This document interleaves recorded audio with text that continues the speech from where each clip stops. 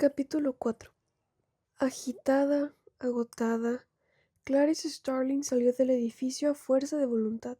Algunas de las cosas que Lecter había dicho de ella eran ciertas y otras solamente despertaban ecos de verdad.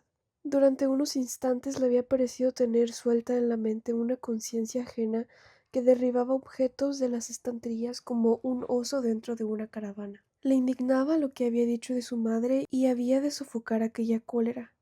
Se trataba de un asunto de trabajo. Se sentó en su viejo Pinto, aparcado frente al hospital, al otro lado de la calle, y respiró profunda y repetidamente. Cuando las ventanillas se empañaron, se sintió protegida de la acera por una cierta intimidad. Raspail. Recordaba ese apellido. Era un paciente de Lecter y también una de sus víctimas. Solamente había dispuesto de una noche para familiarizarse con el material informativo del caso del psiquiatra. El expediente era enorme y Raspail una de las numerosas víctimas. Tenía que leer con atención los detalles del suceso. Starling quería actuar de inmediato, pero sabía que aquella urgencia era producto de su propia fabricación. Hacía años que el caso de Raspail había quedado cerrado. No había nadie en peligro. Tenía tiempo. Más le valdría informarse y asesorarse bien antes de pasar a la acción. Crawford podía relevarla de ese caso para confiárselo a otra persona. Tendría que correr ese riesgo.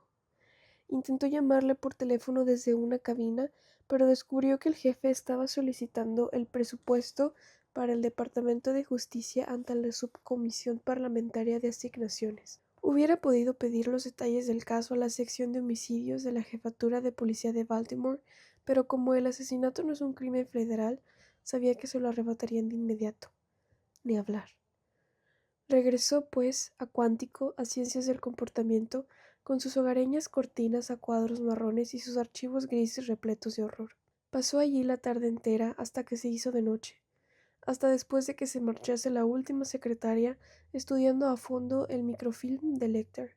El rebelde y decrépito proyector resplandeciente, como una calabaza iluminada, proyectaba palabras y negativos de imágenes sobre el rostro absorto de Clarice. Raspail, Benjamin René, varón, de raza blanca, 45 años, primer flautista de la Orquesta Filarmónica de Baltimore, era un paciente del consultorio psiquiátrico del Dr. Hannibal Lecter. El 22 de marzo de 1975 no acudió a la actuación que aquel día tenía programada la orquesta. El 25 del mismo mes se descubrió su cadáver, sentado en un banco de una pequeña iglesia rural próxima a Falls Church, Virginia, sin más prendas de vestir que una pajarita blanca y una chaqueta de frac.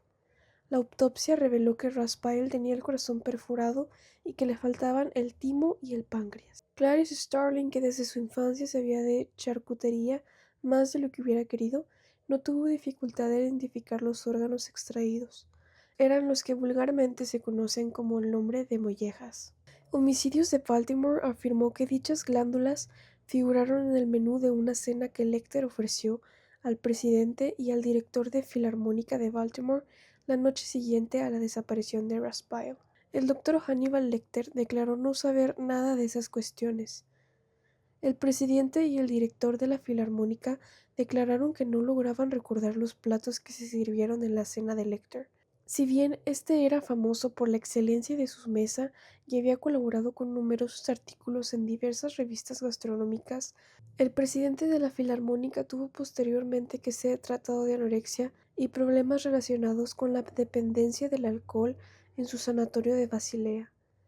Según la policía de Baltimore, Raspail era la novena víctima conocida de Lecter. Raspail murió de A.B.